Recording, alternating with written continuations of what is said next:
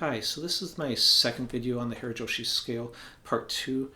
In the first one, I had 7 fingerings, but 5 of them stayed in one position. This one, I have 7 more fingerings, but 4 of them shift positions.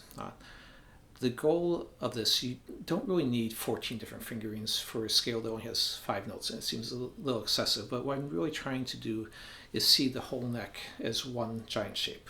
Wherever I'm at, I want to know a fingering for that, and I also want to be able to see connections, so I have choices. So I'm going to be going down one position, but I can also move up and free up my ability to go any direction from it. I think it's just, another thing is you can pick out the scales you like best that way, and you're not limited to just the ones that I like best. So this first one's a 3-octave position. I'm playing all 5 notes on 2 strings, so then all I have to do is move up to the next octave and do the same thing. Now on this first octave, I'm using a pinky here because my next note then will fall naturally right there. This one I'm using my 3rd finger because the B string pushes that forward one, so now that'll put my 1st finger in position. So I'm setting up what I need to play next.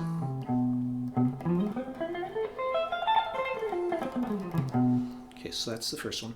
The next one will be a single position one. I'm playing with the same notes beginning, but I'm staying all in this position right here. So it's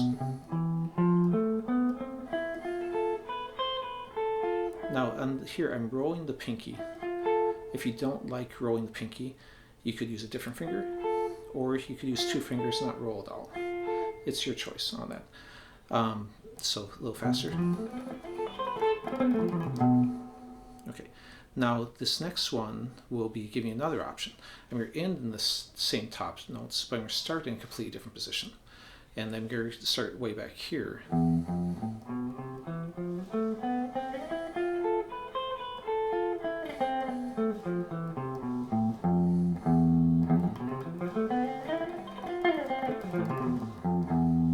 So that sounds like that. Now I'm going to take the opposite direction. I'm going to start and move backwards, but I'm still going to end in the same position. So, and if you notice here, I'm using different fingers to roll. When I'm here, because I'm on my 1st finger, it makes sense to roll on my 2nd finger. When I come back up, my 3rd finger is closer, so I'm going to roll on that. Now I'm going to put my 1st finger down here to set myself up to be able to reach these higher notes over here. Now, the next one will be another 3-octave fingering, and I will have tabs for all these at the when I finish showing the fingerings. So, and they'll be in the same order as the ones I'm playing. So, this is another one where I'm playing all 5 notes on 2 strings. So then I just move up an octave, move up an octave. Now, on this one, another option other than shifting positions, I could slide coming forward or backwards, and it doesn't matter if I slide from the 2nd to 3rd. Or 1st to 2nd note. That's just personal preference, which you prefer. So I'd get that one. And now I'm going to play one that stays in the, well, actually before I do that one, I'm going to take the same one and play back an octave. I want to play it back an octave in this case because the open note throws off the finger and changes it from what it was up here. So now, same shape I just played, but again, the open notes make it look different and be fingered different.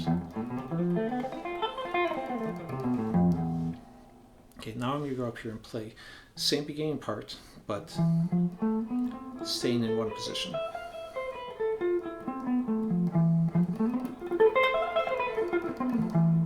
Okay, and then the last one I'm going to play is, in the first video I showed 4 different 2-note per string fingerings, so I'm going to show the 5th one. I left this one off the first video because it has kind of a difficult change on the 3rd string to a 2nd string of having to do 2 major thirds and then shift. Now, it's not that you can't build up speed with that, and you can either use 1st and 3rd, then 1st and 4th, or 1st and 4th on both. But to me, the value of that shape isn't so much that I'm going to play it that way, but that I can see it as a way to connect the 2 shapes they're next to, which are shapes I'm more likely to play. But anyways, this shape would be this. So if I did it, I'm going to show 2 different fingerings. This is probably the most efficient way to play it, but to me it's a little tiring on the hand, having to have your hand stretched out in this position.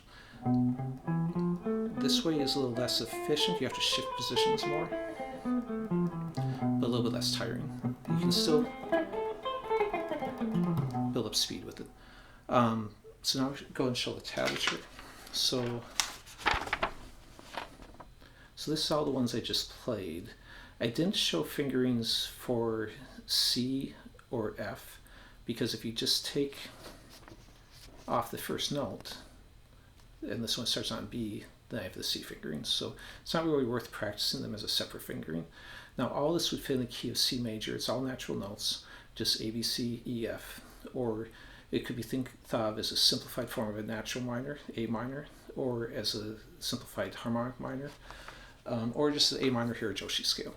Anyways, thanks for watching, and I'll see you soon.